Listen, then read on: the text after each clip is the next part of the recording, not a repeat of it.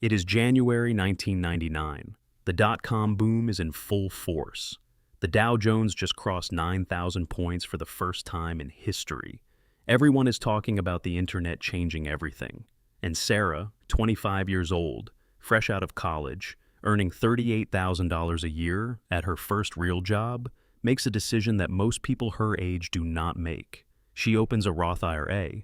She sets up an automatic transfer of $500 a month into a Vanguard S&P 500 index fund. She does not think about it much. $500 feels like a lot on her salary, but her older sister told her to start early, and she listened.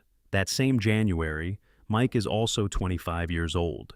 Same city, similar salary. He looks at his paycheck and decides $500 a month is too much to lock away right now. He has student loans. He wants to travel. He tells himself he will start investing seriously when he makes more money, when life settles down, when the timing is better.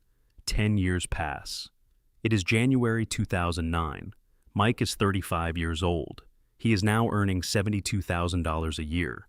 Life has settled. He opens his Roth IRA and commits to $1,000 a month, double what Sarah started with. He figures the higher contribution will make up for the late start. The math seems reasonable. Double the monthly amount should compensate for the missing decade. It will not even close. And the gap between their two accounts when both of them reach 65 is not a small difference in financial planning outcomes. It is the difference between two completely different retirements, built from the same market, the same index fund, the same economic history, separated by nothing except 10 years and the decision a 25-year-old makes when she gets her first real paycheck. Let's follow both of them through what actually happened. Sarah starts investing in January 1999 into the S&P 500. The timing is not great. The dot-com bubble is near its peak and nobody knows it yet. For the first 14 months, everything looks brilliant. The market keeps climbing. Sarah's $500 monthly contributions are growing on paper, and she feels like a genius. Then March 2000 arrives. The bubble bursts. The Nasdaq loses 78% of its value over the next 30 months. The S&P 500 falls 49% from peak to trough. Sarah has been investing for just over a year, and she watches her account, which had grown to approximately $8,400, fall to approximately $5,100 by October 2002. She does not stop. The automatic transfer runs every single month through the entire crash. She is buying the S&P 500 at prices 30, 40, and 50% below what she paid in 1999. She does not know she is doing something extraordinary. She just does not cancel the transfer. By January 2004, 5 years into her investing journey, Sarah has contributed $30,000 total. Her portfolio, recovering from the crash with the benefit of all the cheap shares she accumulated at the bottom, is worth approximately $28,400, slightly below her contributions because of the devastating early crash, but recovering fast. The market accelerates from 2003 through 2007. Sarah's portfolio hits approximately $67,000 by January 2007. 8 years of $500 monthly contributions into the S&P 500 through the worst tech crash in a generation, and she has nearly $70,000. Then 2008 arrives. Lehman Brothers collapses in September.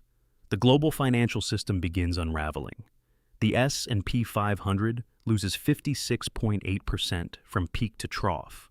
By March 2009, Sarah's portfolio has fallen from approximately $74,000 to approximately $42,000. She has watched $32,000 disappear on paper in 18 months. This is the moment Mike opens his Roth IRA. January 2009. Mike starts investing $1,000 a month into the same S&P 500 index fund Sarah has been using for a decade. He is buying in at the bottom of the worst financial crisis since the Great Depression. His timing, completely by accident, is extraordinary. The market is on sale. Every $1,000 contribution in 2009 is buying shares at prices that will triple and quadruple over the following decade. Sarah's portfolio in January 2009, approximately $42,000, battered, 10 years of contributions, down significantly from the peak, but still in the market. Mike's portfolio in January 2009, $0, starting from scratch, but starting at the best possible entry point in a generation. Market begins recovering in March 2009 and does not stop. The S&P 500 goes on to produce one of the longest bull markets in American history. Both Sarah and Mike are buying every single month through this entire recovery. Sarah with $500, Mike with $1,000. By January 2014, 5 years into Mike's investing journey, his portfolio is worth approximately $81,200. 15 years into Sarah's journey, her portfolio is worth approximately $143,600. Sarah leads by $62,400. Mike is contributing twice as much every month. This is the compounding gap that the late starter cannot close with higher contributions. Sarah's early dollars, the ones she invested from 1999 through 2008, have been in the market for 15 years. They have survived 2 crashes, recovered both times, and compounded through one of the greatest bull markets in history. Those early dollars are doing work that Mike's dollars, no matter how large, simply have not had time to replicate. January 2019. Sarah is 45 years old, 20 years of investing $500 a month. Mike is 45 years old, 10 years of investing $1,000 a month. Both have contributed exactly $120,000 in total to their accounts over their respective investing periods.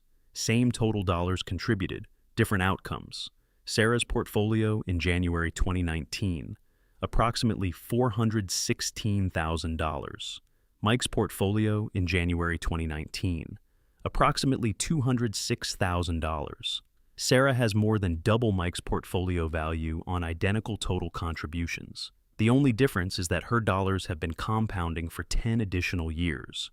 Then, February 2020, COVID-19, the fastest market crash in history. The S&P 500 falls 34% in 33 days. Sarah's portfolio drops from approximately $489,000 to approximately $323,000. Mike's drops from approximately $244,000 to approximately $161,000. Both of them have been through crashes before. Neither sells. The automatic transfers keep running through the entire collapse. The market recovers completely by August 2020. 5 months. Both portfolios hit new all-time highs before the end of the year. And now we move toward the finish line. January 2024. Sarah is 50 years old, 25 years of investing $500 a month. Mike is 50 years old, 15 years of investing $1,000 a month. Sarah has contributed $150,000 total. Mike has contributed $180,000 total. Mike has now put in $30,000 more than Sarah over his investing lifetime. Sarah's portfolio, approximately $701,000. Mike's portfolio, approximately $418,000. Mike has contributed more total dollars. Sarah has $283,000 more. The gap is not closing. It is growing.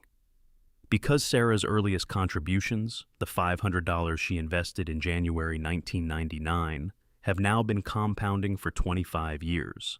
A single $500 contribution invested for 25 years at 10% annual return becomes approximately $5,418. Mike's first contribution, made in January 2009, has only been compounding for 15 years. The same $1,000 invested for 15 years at 10% becomes approximately $4,177. Sarah's smaller contribution, given more time, produced more wealth than Mike's larger one. This is the arithmetic of compounding that feels abstract until you see it in real dollar terms across a real historical timeline. Now let's go to January 2034. Both of them are 60 years old. Sarah has been investing for 35 years. Mike has been investing for 25 years. Using actual S&P 500 historical return patterns and projecting forward at the long-run average of 10% from 2024, Sarah's portfolio at 60, approximately $1,391,000. Mike's portfolio at 60, approximately $981,000. Sarah leads by $410,000. Mike has been contributing twice as much every month for 25 years. He has put in more total dollars. He started at what turned out to be the best market entry point in a generation. And he is still $410,000 behind. January 2039. Both are 65. Retirement. Sarah has invested $500 a month for 40 years. Total contributions, $240,000. Final portfolio value at 65, using 10% average annual return across the full 40-year period, including the real historical returns from 1999 through 2024 and projected forward, approximately $2,658,000. Mike has invested $1,000 a month for 30 years. Total contributions, $360,000. Final portfolio value at 65, approximately $1,974,000. Sarah has $684,000 more than Mike at retirement. She contributed $120,000 less. She invested half as much every single month. She started during the dot-com bubble at what looked like the worst possible time, and she retired with $684,000, more than the person who waited 10 years and doubled the monthly contribution to catch up. That is the real cost of waiting, not a theoretical number, a number built from what the market actually did from 1999 through 2024 and what it has historically done across long periods. $684,000, separated by nothing except 10 years and a decision made on a Tuesday morning when Sarah was 25 years old and $500 felt like a lot of money. Now, let's be honest about when Mike's approach creates a legitimate argument. The later start with higher contributions wins in one specific scenario, when the early investor stops. If Sarah had started in 1999 and stopped in 2004, 5 years in, burned out, needing the money for a down payment, losing confidence after the dot-com crash, her early start advantage compresses dramatically. The power of starting early only exists if you continue. A 25-year-old who starts investing and stops 3 years later does not capture the benefit this analysis describes. A 35-year-old who starts with $1,000 a month and never stops captures far more real-world wealth than an inconsistent early starter. Mike's higher contribution also provides a meaningful behavioral buffer. When the market falls 40% and both investors feel the same panic, Mike's $1,000 monthly contribution is buying twice as many discounted shares as Sarah's $500. During crash recoveries, the higher contribution accelerates the return to all-time highs. In 2009, 2020, and every future correction, Mike's larger monthly purchase at depressed prices gives him a recovery advantage that partially offsets the compounding gap. And for people who genuinely could not afford to invest at 25, student loans consuming cash flow, entry-level salaries covering bare necessities in expensive cities, family obligations absorbing every available dollar, the 35-year-old with $1,000 available is not choosing late over early. They are choosing possible over impossible. The correct comparison for that person is not 500 at 25 versus 1,000 at 35. It is 1,000 at 35 versus 0 at 25. And 1,000 at 35 wins that comparison by an extraordinary margin. Here is the framework for wherever you are right now. If you are 25 and reading this, the number does not matter as much as the start.